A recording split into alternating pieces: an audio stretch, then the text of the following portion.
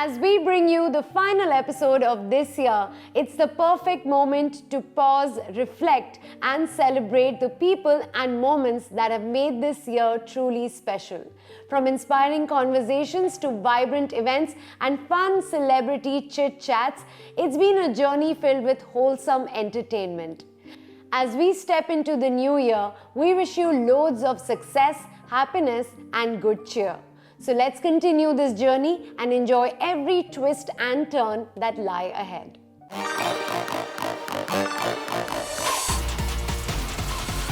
We had an inspiring conversation with one of India's most respected storytellers, Kabir Khan, at the Tahbib Festival recently. Known for his honest narratives and socially rooted films, Kabir shared his thoughts on storytelling, creativity, and the power of cinema to bring people together. It was a candid exchange that gave us a deeper look into the mind of a filmmaker who continues to inspire across borders. Right, Kabir, thank you so much for joining us on Zee Connect and welcome to Dubai. I should stop saying that because you come too frequently nowadays, don't you? Absolutely, I do. It is like home for me. Every opportunity I get to come, maybe speak at a function or interact with people, I always grab that opportunity and I'm here. Yeah, and you love Dubai audience, right? I do. Dubai has always been, I must say, a great audience for my films. I've got a lot of love for my films from here. I can never forget the kind of reception that Bajrangi Bhaijaan got over here. I think for years it was one of the highest grossing film over here, one of the Hindi films. And even for 83 and last year Chandu Champion came out and got a lot of love from Dubai. Yeah, so it's a great audience for me. Yeah, absolutely. Well, you've come here also for so many movie promotions earlier and you've got great love. You were here for a workshop as well earlier this year with Mukesh Chabra, and I guess you saw a lot of young talent over here that's wanting to be in the movies. And this time you're here for the Tahbib Festival.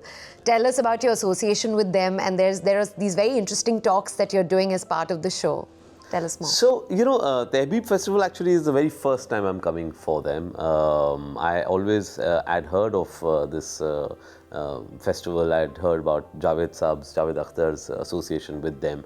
And but this year, Tariq Bhai got in touch with me, Tariq Faizi, and he said that we would love to have you here to come and express your views and be a part of some of the panels. So I said, yeah, sure. As I said, I always grab opportunities that come up in Dubai, and fortunately I was free. I was just back from a location scout, and I said, okay, I'll come and spend 2 days here. So here I am, and I'm going to be looking forward to speaking at the festival this evening, and more importantly, interact with the other panelists. I must say that it's a festival that brings together very interesting people from different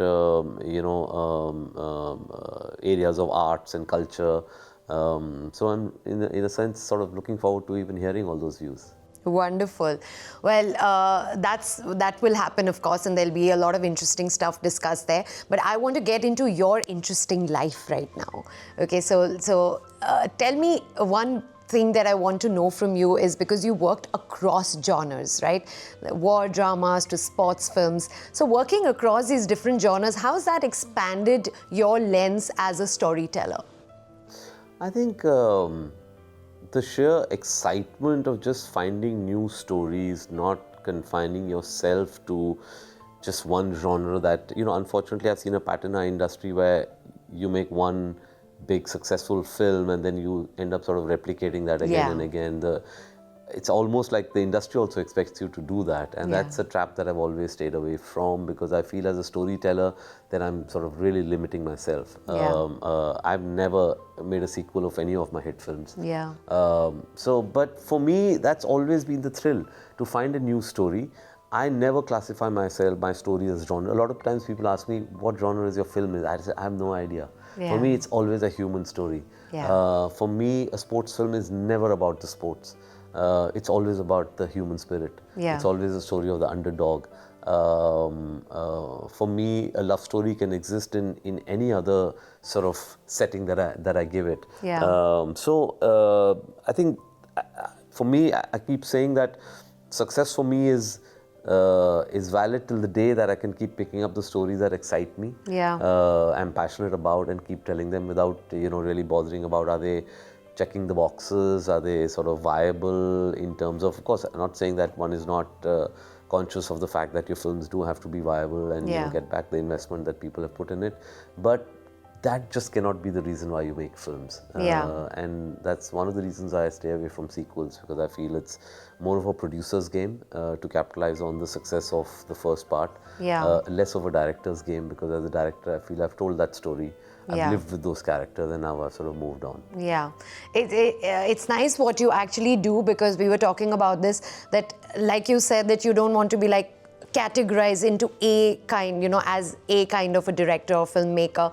You do the same with your actors as well, and that's what you have done with Kartik Aaryan, like we were talking offline about it. What you have brought out in him in Chandu Champion is something we've never seen Kartik in that kind of an avatar before. True. And you were telling us that how you wanted to like take him away from his usual, and it was sort of a challenge for him, and he really aced it. Yeah. Right? Absolutely. I mean, I've spoken at length about what Kartik has done in Chandu Champion, but really it's I saw it up front. I knew it was going to be a very challenging role for any actor.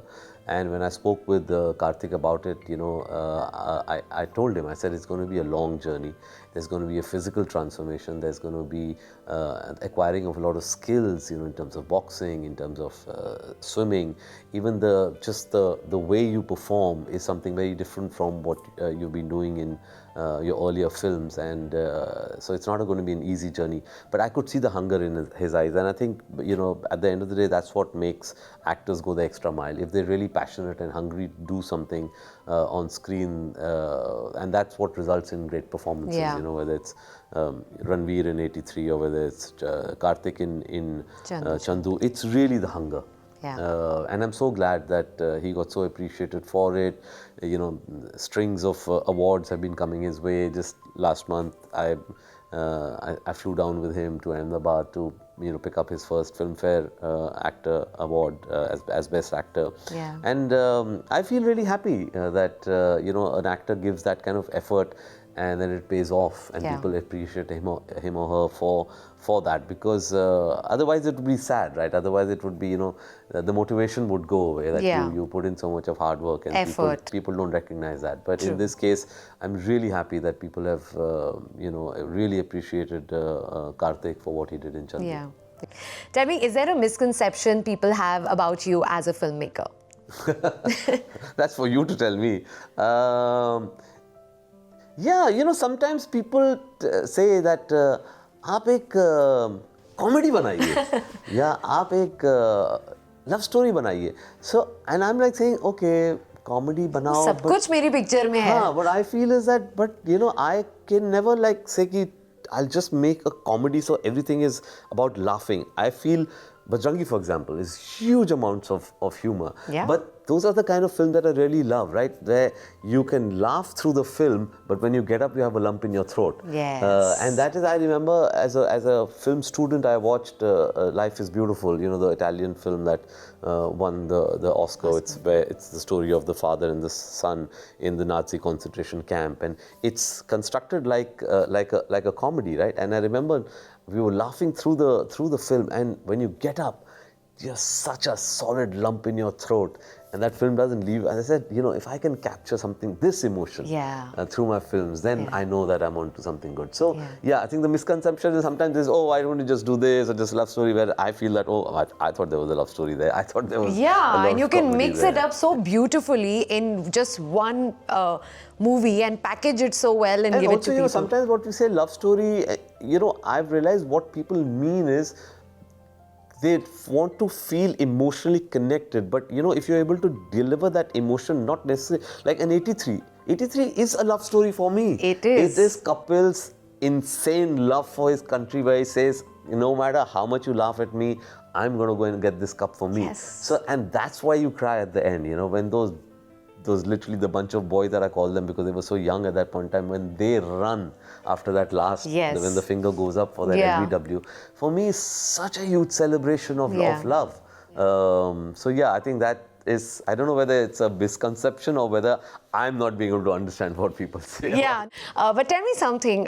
What if you were not a filmmaker? What is the other form of storytelling that you would pursue? Would it be photography, making documentaries, or just anything So as I was poetry? a documentary filmmaker before I transited to being doing features. So that's definitely something that I enjoyed. But I think what my true love is, what my first love is, and what got me into filmmaking also is still photography.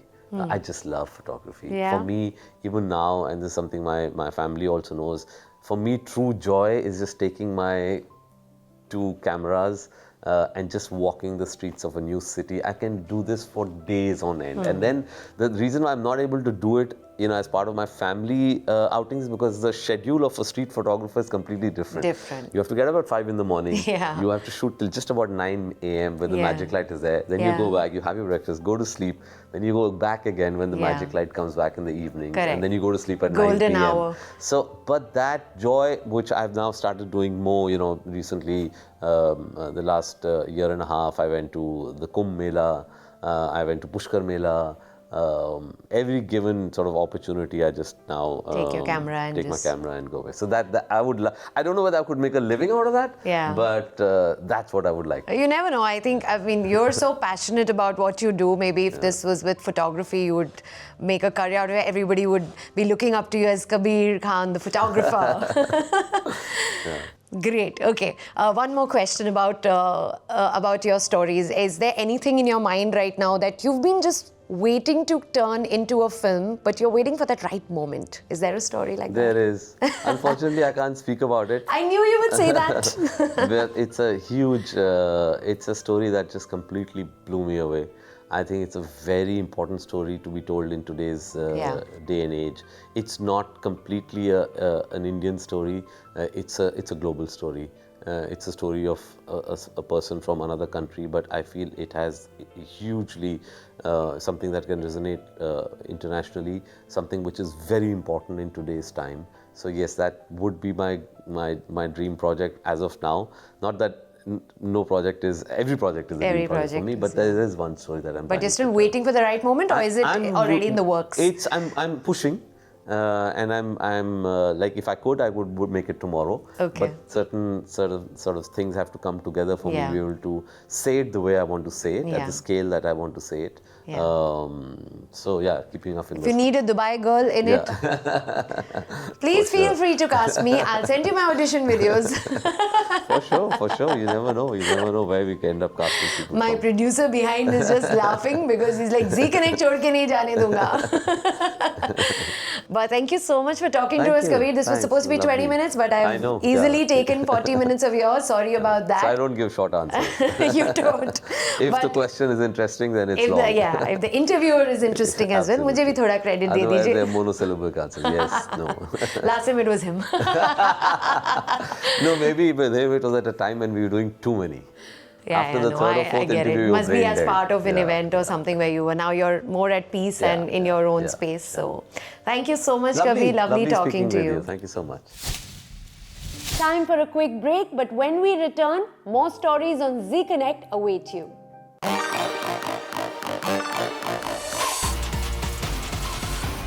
Welcome back. Next, we shift gears to the energy and excitement at BSF 2025, the 22nd BITS Pilani Sports Festival.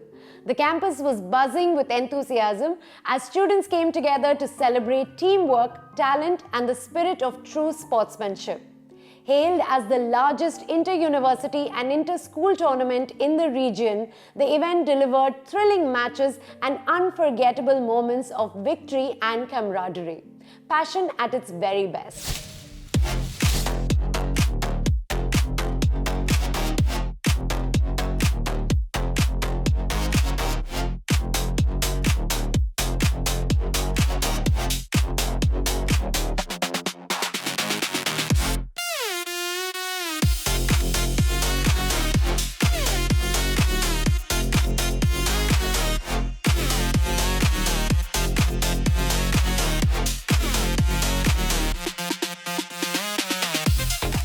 '22nd BITS Sports Festival is all set to go, and this is one of the largest, perhaps the largest sports festival in UAE.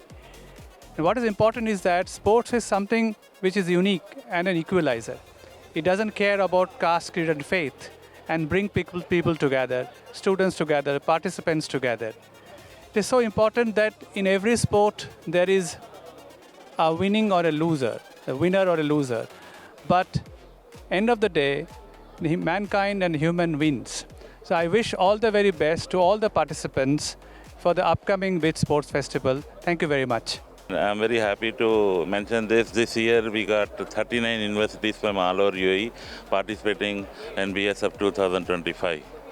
And the chief guest, in every BSF we will be inviting sports legends for the valedictory function.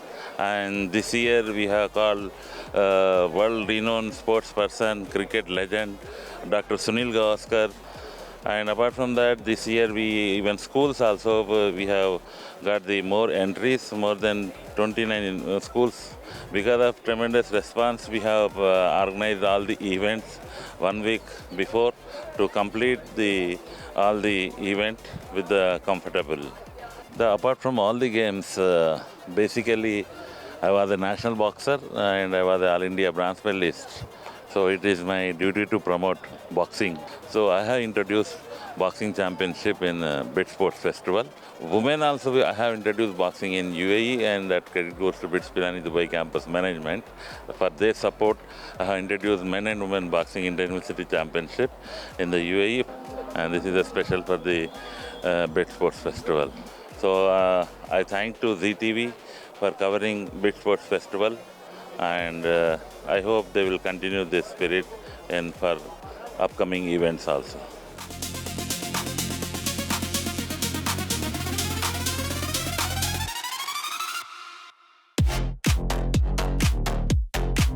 It's a pleasure to be a part of such a big, the largest sports festival in the Middle East. As alumni today, I was the guest of honor, and it's my honor to attend such a large-scale event. Most of the students, more than 60-70% of the students, are not meritorious students. But somewhere sports or cultural activities or something binds them to the college or the atmosphere. So it is very important that every college, how BITS is providing, it is very important that there is an opportunity for sports or culture or different kinds of interests that a student might have. So that way they can spend most of the time on the ground and they can be physically fit, mentally fit, as well as that really helps an individual. It's very nice to see BITS Pilani Dubai campus doing such great work in sports.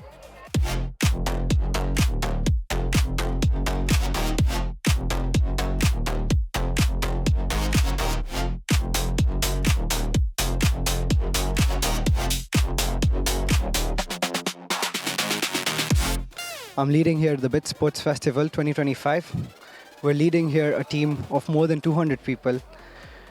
The most important part which we learn here is that BSF not only symbolizes teamwork, but effort which workers, which volunteers, sports players put throughout the whole semester, throughout the whole year. We all look upon to this.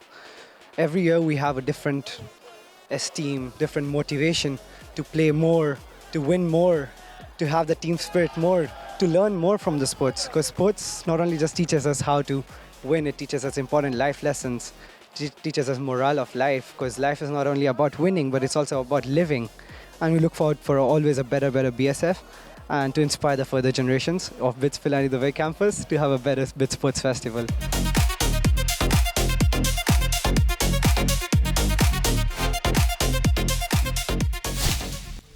We'll take a short break right here, but don't go away. There's plenty more excitement coming up on Zee Connect after this break.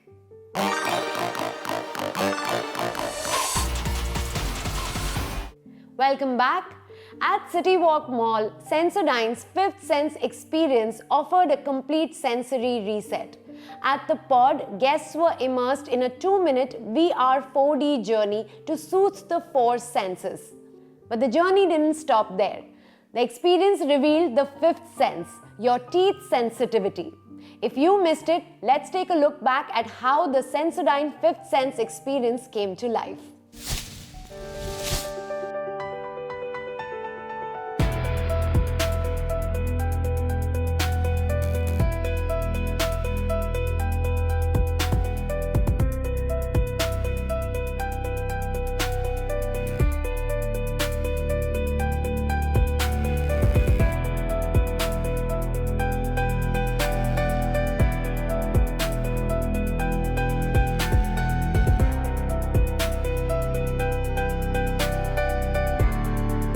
Amit, thank you so much for joining us. And we are loving yet another activation by Sensodyne here at City Walk Mall, Dubai.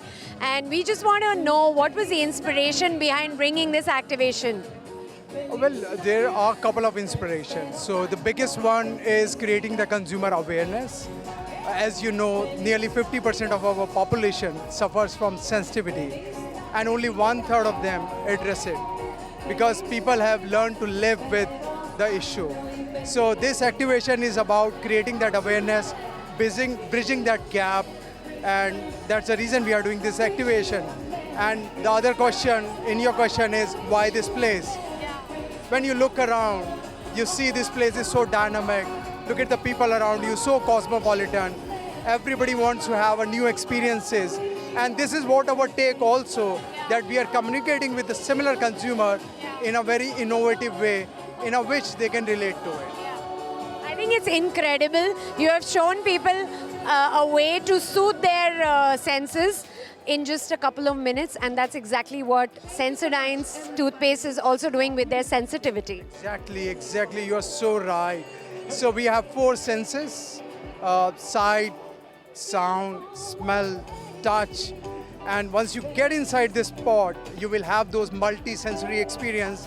Within this pod, you will be transported into a different world, and within 2 minutes, all these 4 senses will be reset. But how about the 5th one? Yes. So this is what Sensodyne Clinical Repair does. That within 2 minutes, it reset the sensitivity overload. Wonderful. But tell me something, you always bring something new for consumers in the UAE to try out. What makes you think UAE consumers are open to trying out new health experiences like these? Well, UAE consumer, our experience is they are very highly engaged with health, and they are ready to experiment and learn and educate. So this curiosity and this willingness to try new things actually make us bring innovative ideas in this market, because we get a very good reception, and through this experience we can carry the similar experience to our other markets. Wonderful. Well, Sensodyne is the #1 dentist recommended toothpaste, especially for sensitivity. How does Haleon and Sensodyne maintain this leadership? Well, our principle is very simple. Whatever we do, consumer is at the center of it. So just like this activation, we do other activation to create more awareness, have a right engagement with our consumer, gather their feedback, and those experiences and feedback goes into our R&D, goes back to our teams, and they use it in making new product, new campaign, creating new program, so that we continue to engage with them and sustain this leadership. I think what you're doing is great, because it's not just solution-driven products, but it's solution-driven activations and awareness as well. It really takes care of the real problems sometimes people may not even be aware of. That's right. And authenticity is the word, right? We try to be as authentic with our product and with our campaigns, and bring the people in, bring the experiences, so that they carry the key message, but which stays with them. So that's the whole idea. Finally, I'd like to ask you, what can consumers expect from Haleon and Sensodyne in the near future? Oh, well, I would say high engagement, education, and great products. That's the 3 simple things I can say they can expect from us. Amazing. Amit, thank you so much for talking to us. Thanks a lot. Nice talking to you.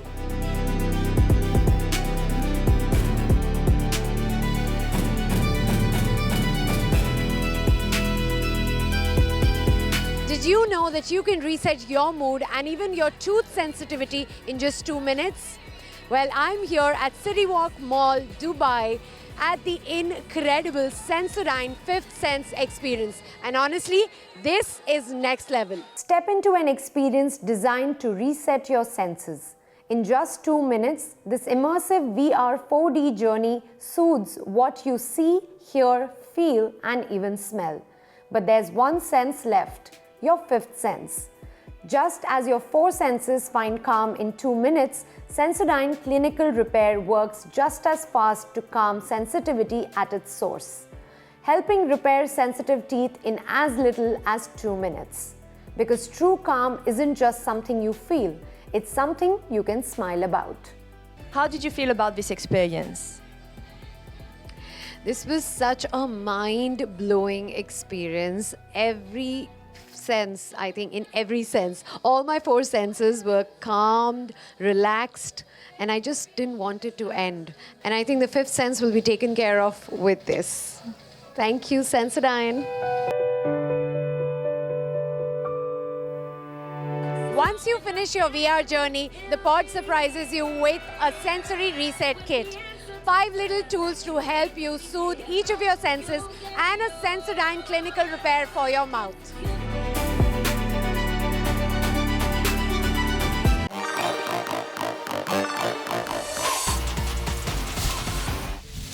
As we wrap up the final episode of the year, we want to thank you all for staying connected with us, watching and being part of the Zee Connect family.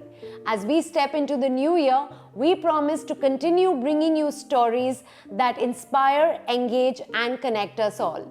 Until then, from all of us at Zee Connect, wish you all a very happy new year.